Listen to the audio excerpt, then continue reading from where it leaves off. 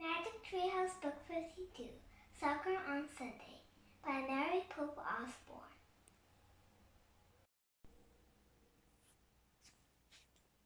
Chapter 8, A Game of Lifetime. Seriously? said Jack. Yes, said Annie. What about our mission? Getting to the banquet, meeting the players, and right now, this seems more important, don't you think? said Annie. Jack looked at Roberto's sad face. He thought about the boy's kindness and his happy excitement had started. Yeah, he said. Yeah, it does. He turned and yelled at Maggie. We'll play, but all of us or none of us. Oh, okay, Maggie said reluctantly. Roberto shook his head. No, Jack, no, he said. Diego's playing laughed. You'll lose now for sure, Maggie, one of them yelled. Big time. Give us a minute, Jack said to the soccer players. He huddled with Annie and Roberto. Jack, they're right. I'm not a good player, said Roberto. Me neither, said Jack. But together we'll make a beautiful team. I promise. Listen, Roberto, said Annie. We'll use magic from Merlin the magician of Camelot and make a wish to play like play, finished Jack.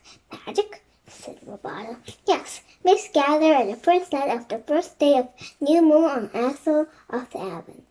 Annie said. Roberto shrugged. Okay, he said. Are you guys playing or not? Maggie shouted. We're playing, Jack yelled over his shoulder.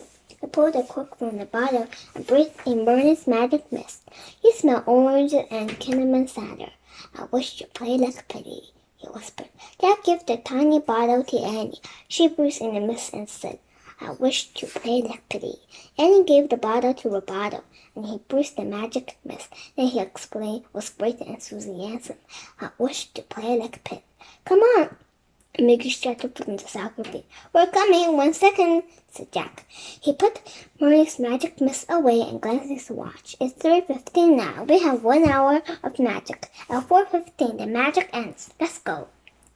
Jack confidently led Annie and Roberto towards the soccer game. When they got to the edge of the field, Jack stopped. Off with the shoes, he said cheerfully. The three of them slipped off their shoes and socks to be like the other kids. Jack left his backpack next to his shoes. Then he clapped his hand. Okay, he said, let's play ball. As Jack and Annie and Roberto walked onto the field, mud was their toes. The rain had stopped, but the ground was soaked. They took forward positions on Maggie's team. We're ahead by 2 goals, said Maggie. Don't blow it, okay? Jack smiled and nodded. Buzzing with excitement, he was eager to play. The referee placed the soccer ball in the center of the muddy field. A kicker and another teammate from Diego's team stood near the ball. On the other side of the center line, the opposite team glared at 3 forwards, but Jack wasn't worried. He screamed them back, eager for the game to start. The referee on the dusty sideline blew a whistle, and the second half of the match began. The kicker on Diego's team tracked the ball to her teammate, who passed it to Diego. As Diego and some other teammates knocked the ball around, Jack noticed that they were really good soccer players. But then suddenly Annie slipped in and stole the ball from them. She walked it with her instant, passing it to Jack, who slid it to Roberto. Roberto began moving the ball down the field. As Diego's defenders moved in, Roberto changed pace from slow to fast, slow to fast. The ball seemed to lose his speed, and then he fired a shot, dropping into missing into the net. Score! Shouted the referee. Go! Jack and Annie and Roberto shouted, pumping their air in their fists. The other players gasped in amazement. Who are you guys? Carla shouted. The goalie kicked the ball back into the play. Carla passed it to a girl, who tried to pass it to a boy, but like lightning, Jack moved in and shot the ball through the air to Roberto. Roberto used his side to pop the ball to Annie. Annie slapped the ball with her foot and dribbled it past 2 defenders down the field, then passed it to Jack. Jack moved the ball forward and sideways at short taps of his feet. He had never so much fun in his life. He thought he was big could do anything. He threw Roberto across the field and kicked the ball to him, passing it over to the heads of the defenders. Roberto gave the ball a leaping header, sending it to Annie. Annie trapped the ball on the ground and ran with it. Keeping close, she flicked and moved one way, then another, and kicked the ball backward to Roberto. Roberto delivered another perplexed shot into the net. Score! Go! Jack and Roboto shouted, pumping their air with their fists.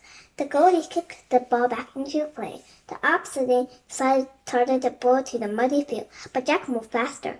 He intercepted and passed it to Annie. Annie stamped the ball back to Roboto, who swooped his foot under the ball and popped it to a group of players, right to Jack. Jack outjumped two defenders and hit the ball with his chest, sending it down the field.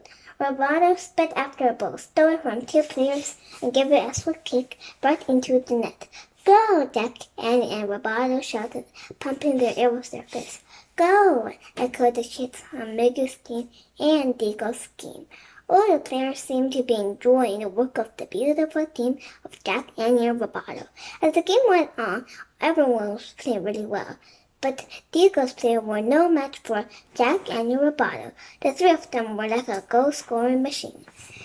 Hearing the shouting and horses and yards, they hurried over to see the match. The spectator watched Jack and Annie and Roboto move like dancers, making low free kicks, long range kicks, and leaping headers. They watched them hit the ball with their right and left feet, their foreheads, their chests, their stomachs, and their fists. They watched as them dribble the ball down the field by tapping it in both feet and send knuckleballs zigzagging across the dirt into the nest. In the final seconds of the game, everyone watched Jack execute a perfect bicycle kick. Like an acrobat, he threw his legs up in the air and kicked an overhead ball to Annie, who sent it on to Roboto, who shot it past the goalie into the net. Score! All the players, and even the referee pumped their fists in the air and screamed, Go! Then the referee blew the final whistle. Game over, he shouted. There was a huge roar from the discussion. What's the score? Someone shouted from the crowd. Who cares? Said the referee. That was amazing. All the players from both teams had big smiles on their wet, dirty faces. They were slapping each other on the back. Maggie and Digu picked up Roboto and carried him on their shoulders. Other players gathered around Jack and Annie, asking for their autographs. A teenager took pictures of them with her instant camera. An old man shook their hands, saying, You three are the beautiful team. In the middle of the noise celebration, answered Jack. What time is it? 5 minutes to 4, he said, glancing at his watch. You better go. Remember Coney Island and Sips, said Annie. Oh yeah, definitely, said Jack. On their last two missions, they found themselves in big trouble when their magic hour of greatness had ended. Jack and Anne turned to Roboto, who was now holding a toter, posing for camera. After the picture was taken, Jack leaned close and said, We have to be fast before magic wears off, so we can turn to our regular sleds. Okay, said Roboto. It gave the child back to her mother. Let's go to the city, but I want you to follow us. Let's go where the great athletes and runners, said Annie. The three of them turned back to the ground and waved. Bye! Jack and Roboto stood backing up. Everyone shouted at once. No, wait! Don't go! Stay! Sorry, but we have to go, said Annie. Thank you so much for letting us play. They grabbed his backpack and Leslie grabbed their shoes and socks. Run, said Roboto. And they took off running away from the soccer field. Both kids from both teams ran after them. The kids were all shouting, Stop! Come back! Join our team! But the beautiful team kept running, using their magical skills to jump over barefoot over a crumbly stone and leapfrog over a row of garbage cans. Wait! Don't leave us! The soccer kids kept chasing after them. This way, Roboto led Jack and Annie down an alley and out to a dirt road. The three of them ran between rows of cinder block buildings. They zipped across a maze of sheets and towels hanging on the clotheslines and jumped over the postlines and smelly garbage. He kept running and leaping. That's why he was flying. He felt angry and lightfully. Then suddenly, Jack was heavy and clumsy, and the breeze his load and came to a stop. And Roboto did the same. Covered with mud, the three of them clasped to the ground. Oh, I can't run anymore, Annie said. Jack said. Me neither, said Annie. I'm dead, said Roboto. Jack looked at his watch. 7 minutes after 4, he said briskly. Our magic hour is over.